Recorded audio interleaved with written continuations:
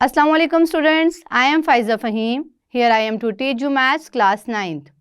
Students lecture 3.5 में हमने exercise 3.2 के क्वेश्चन नंबर 4 और 5 को सॉल्व किया था। इन क्वेश्चंस में हमने लॉगरिथमिक फंक्शंस और एक्सपोनेंशियल फंक्शंस के कॉन्सेप्ट को यूज़ किया था। आज हम एक्सरसाइज 3.2 के क्वेश्चन नंबर 6 को सॉल्व करेंगे। तो चलते हैं व्हाइट बोर्ड की तरफ। स्टूडेंट्स एक्सरसाइज 3.2 के आज हम क्वेश्चन नंबर 6 को स्टार्ट करेंगे। क्वेश्चन नंबर 6 को स्टार्ट करने से पहले हम देख लेते हैं कि एक्सपोनेंशियल फॉर्म क्या है और लॉगरिथमिक फॉर्म में क्या वैल्यूज होती हैं। तो एक्सपोनेंशियल फॉर्म को देखें स्टूडेंट्स, तो हमारे पास एक्सपोनेंशियल फॉर्म की जनरल फॉर्म में मैंने लिखा है a raise to power x is equal to y। इसको पढ़ते हैं a raise to power x equal to y equal to y। ये इस तरह से पढ़ा है इसको मैंने। और इसको पढ़ने का तरीका क्या है, log को log of y to the base a equals x। ये इसको स्टूडेंट्स पढ़ने का तरीका है। और यहाँ पे अगर आप देखें तो हमने पहले जो स्टडी किया था, पहले जो डिस्कस किया था, उसके मुताबिक हमारे पास जो एक्सपोनेंशियल फॉर्म है और जो लॉगरिथमिक फॉर्म है ये दोनों इक्वलेंट हैं, यानी दोनों से आंसर जो है वो सेम आता है। या ये कह सकते हैं कि जो लॉगरिथमिक फॉर्म है ये एक्सपोनेंशियल फॉर्म का एक नया तरीका है लिखने का। तो स्टूडेंट्स क्वेश्चन नंबर 6 को स्टार्ट करते हैं। क्वेश्चन नंबर 6 में कहता है find the value of x from the following statements. हमने फाइंड करना है, यहाँ लिख लेते हैं, फाइंड करना है हमने वैल्यू ऑफ x को फाइंड करना है। और हमारे पास स्टेटमेंट्स हैं, 5 स्टेटमेंट्स हैं। स्टेटमेंट नंबर 1 है, स्टेटमेंट 1 के मुताबिक हमारे पास log में वैल्यू गिवन है, log of x base to the base 2 is equal to 5। तो स्टूडेंट्स अभी हमने जिस कॉन्सेप्ट को यूज़ कर रहे हैं उस कॉन्सेप्ट के मुताबिक हमारे पास log जो है, लॉगरिथमिक फॉर्म जो है वो इक्विवेलेंट है एक्सपोनेंशियल फॉर्म के। तो हम इन दोनों की फॉर्म्स को कन्वर्ट करते हुए अपने क्वेश्चंस को सॉल्व करेंगे। तो यहाँ पे सोल्यूशन लिखती हूँ और क्वेश्चन फिर से राइट करते हैं, इज इक्वल टू 5। यहाँ पे मैं इस log को चेंज कर सकती हूँ एक्सपोनेंशियल फॉर्म में कि नहीं? तो जी जनाब, मैं यहाँ पर log ऑफ x को यानी एक्सपोनेंशियल फॉर्म को कन्वर्ट कर सकती हूँ एक्सपोनेंशियल फॉर्म में, क्योंकि ये दोनों फॉर्म्स जो हैं वो इक्विवेलेंट हैं। तो यहाँ पे हम लिखेंगे to write in exponential form.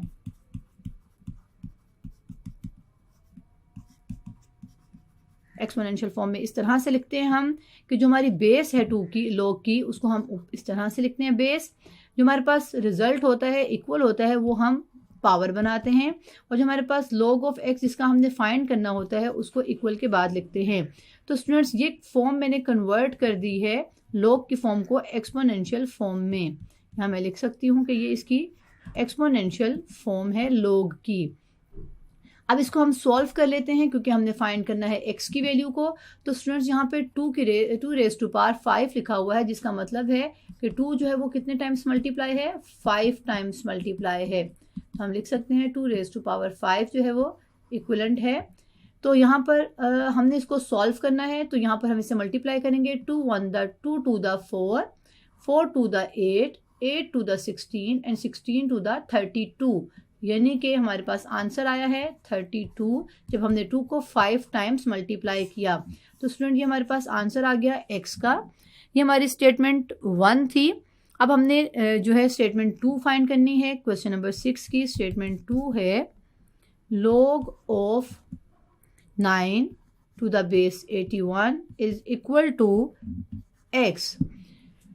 Students यहाँ पर अगर आप देखें तो मैंने आपको पहले जो बताया था जिसके मुताबिक एक्सपोनेंशियल फॉर्म में यहाँ पे जो x है वो किसको शो करता है, एक्सपोनेंशियल फॉर्म में पावर को शो करता है। अगर आप यहाँ से रीड करें तो इसका मतलब है कि 81 की वो कौन सी पावर है जिसका आंसर लें तो वो 9 आता है। यानी ये इस तरह से है कि 81 की वो कौन सी पावर है जो लें तो हमारे पास आंसर 9 आता है। इस इक्वेशन का, इस स्टेटमेंट का ये मतलब है। तो हम इसको सॉल्व कर लेते हैं। सॉल्व करते हुए सबसे पहले हम इसे एक्सपोनेंशियल फॉर्म में लिखेंगे, to write in exponential form. Exponential form, exponential form में करते हुए हम सबसे पहले क्या करते हैं, जो बेस है उसको सबसे पहले लिखते हैं, फिर जो हमारे पास इक्वल में होता है उसको हम पावर में लिखते हैं, और जो हमारे पास 9 है जिसका हमने log फाइंड करना है वो हमारा रिजल्ट होता है एक्सपोनेंशियल फॉर्म में। तो स्टूडेंट्स यहाँ पर हम क्या करेंगे, 9 को तो हम फर्दर सिंप्लीफाई नहीं कर सकते, तो 81 को हम जो है वो ब्रेक कर लेते हैं, फैक्टर्स बना लेते हैं। तो 81 के हम फैक्टर्स जो है वो 3 की फॉर्म से भी बना सकते हैं, लेकिन चूंकि हमारा क्वेश्चन जो है इस वक्त 9 की फॉर्म में है तो हम इसे 9 से ही करते हैं। 9 9 द 81, 9 1 द 9। तो यहाँ मैं लिख सकती हूँ 9 कितने हैं यहाँ पर 1 और 2, जिनसे 81 बनता है 9 की पावर 2, और बाहर है हमारे पास x। ये मैंने यहाँ पर 81 को ब्रेक करके फैक्टर्स बनाकर ये 9 की पावर 2 लिखा है। अब स्टूडेंट्स यहाँ पर एक्सपोनेंट के लॉ के मुताबिक अगर दो पावर्स हों, एक ब्रैकेट के बाहर और एक ब्रैकेट के अंदर हो, तो हम उनको मल्टीप्लाई कर सकते हैं। यानी कि यहाँ पर मैं ये वाला लॉ अप्लाई करूँगी तो उसके मुताबिक आता है 9 2x, यानी दोनों को मैंने मल्टीप्लाई फॉर्म की फॉर्म में लिख दिया है, इज इक्वल टू 9।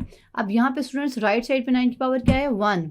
अगर आप देखें कि हमारे पास ये दो नंबर जो हैं जो एक्सपोनेंट्स के फॉर्म में हैं ये इक्वल हैं, क्योंकि ये इक्वल साइन शो कर रहा है कि ये दोनों नंबर्स क्या हैं, इक्वल हैं।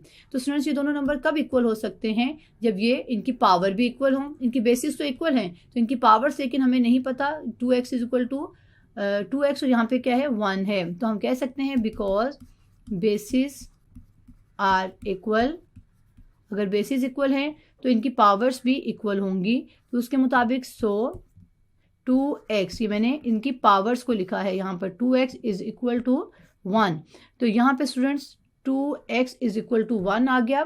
अब हमें फाइंड क्या करना है, x की वैल्यू। तो x को इस साइड पे रहने देंगे, x के साथ 2 मल्टीप्लाई है, दूसरी साइड पे जाके डिवाइड कर देंगे। इट मीन्स के x की क्या वैल्यू है 1/2। अगर मैं यहाँ पे क्वेश्चन में पुट करूँ तो क्वेश्चन के मुताबिक यहाँ पर ये आपकी साइड इंफॉर्मेशन के लिए है कि यहाँ पर मैं पुट करके वैल्यूज को देखने लगी हूँ। log of 81 9 is equal to 1/2, यानी कि 81 की 1/2 पावर हो तो आंसर आता है 9।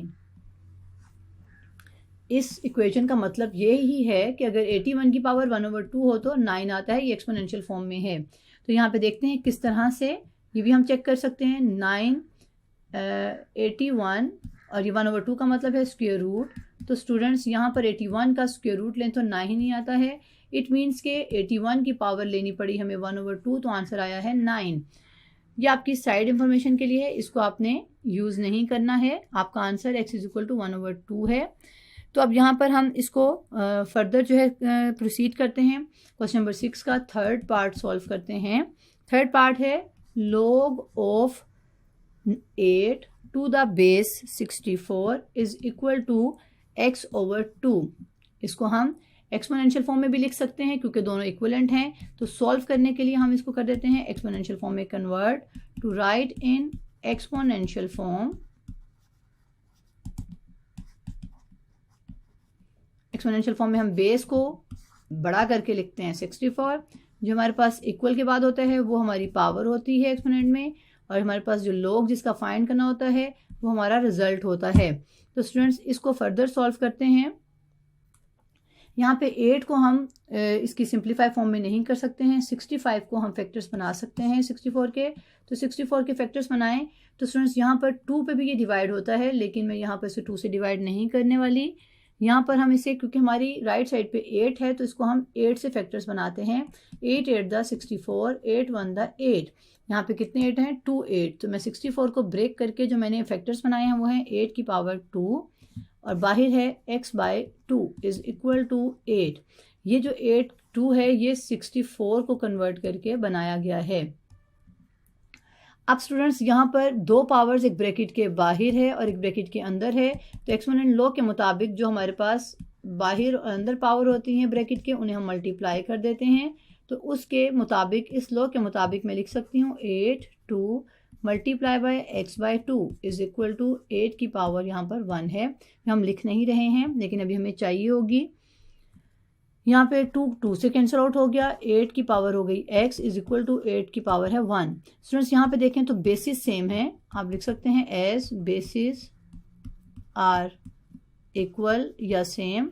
तो हम कह सकते हैं इनकी जो पावर्स हैं वो भी इक्वल होंगी। तो x इज इक्वल टू 1, ये हमारा है आंसर x की वैल्यू का जो हमने फाइंड आउट करनी थी।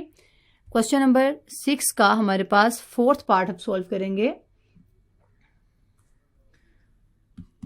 फोर्थ पार्ट के मुताबिक हमारे पास जो स्टेटमेंट है वो है log of x 64 is equal to 2। Students यहाँ पर भी हम इससे पहले क्या करेंगे, कन्वर्ट करेंगे एक्सपोनेंशियल फॉर्म में। To write in exponential form, exponential form में हम क्या करते हैं, जो बेस होता है उसको हम पहले लिखते हैं, फिर हमारे पास जो रिजल्ट होता है लॉग का उसको पावर में लिखते हैं, और जो हमारे पास जिसका लॉग फाइंड करना होता है उसको हम रिजल्ट में लिखते हैं एक्सपोनेंशियल फॉर्म में। तो स्टूडेंट्स यहाँ पे तो आप आसानी से देख सकते हैं कि x square is equal to 64 है। हमें किसकी वैल्यू फाइंड आउट करनी है, सिंपल एक्स की, एक्स स्क्वेयर की नहीं करनी है, सिर्फ एक्स की करनी है। तो उसके लिए हम क्या करेंगे, यहाँ पे 2 है तो दूसरी साइड पे जाकर, वैसे तो 2 जो है वो पावर 1/2 हो जाएगी, लेकिन यहाँ पे हम इसका स्क्वेयर रूट भी ले सकते हैं। तो हम कहते हैं take square root on both sides.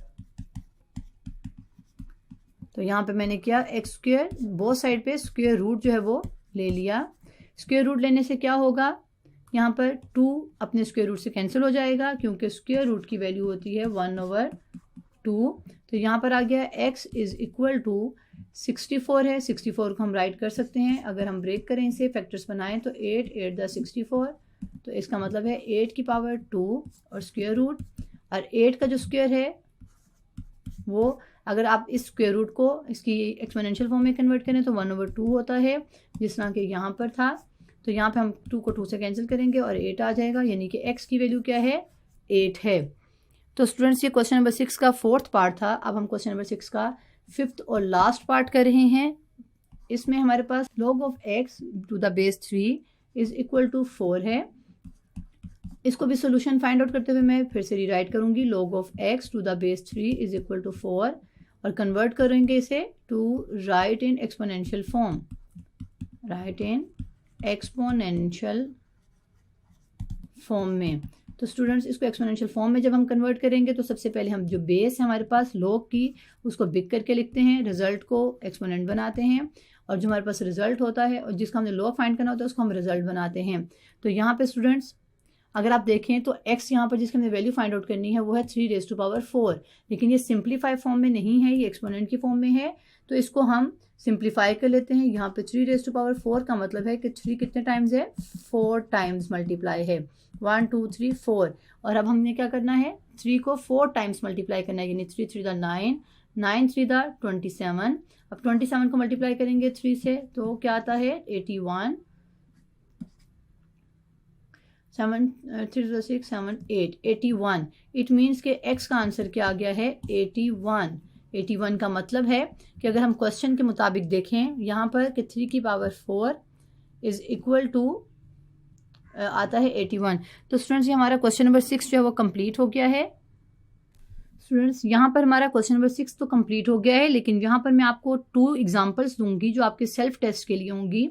तो यहाँ हम सेल्फ टेस्ट कर लेते हैं अपना कि हमें ये कॉन्सेप्ट समझ आया कि नहीं, कि जिसमें हमने लॉगरिथमिक फॉर्म को एक्सपोनेंशियल फॉर्म में कन्वर्ट करके find the value of x करनी होती है। तो यहाँ पे स्टूडेंट्स एग्जाम्पल हैं, एग्जाम्पल्स फॉर सेल्फ टेस्ट।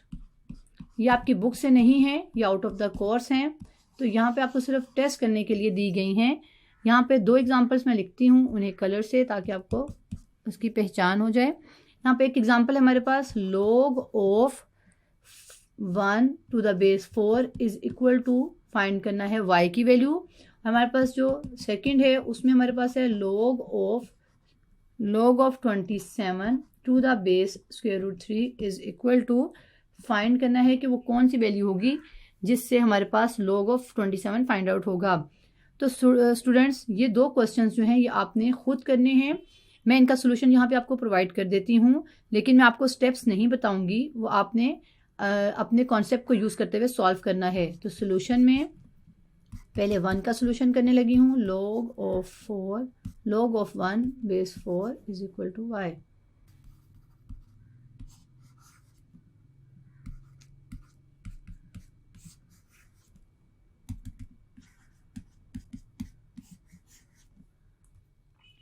तो स्टूडेंट ये क्वेश्चन नंबर जो मैंने आपको सेल्फ टेस्ट के लिए दिया था 1, उसका आंसर आया है 0।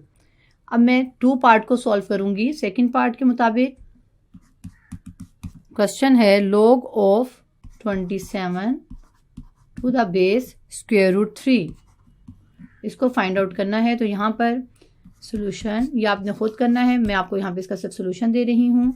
log of 27 square root 3 is equal to x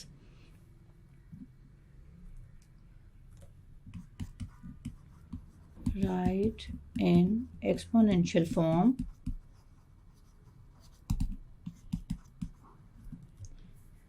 square root 3x is equal to 27।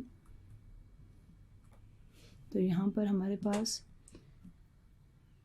27 को हम ब्रेक कर लेते हैं।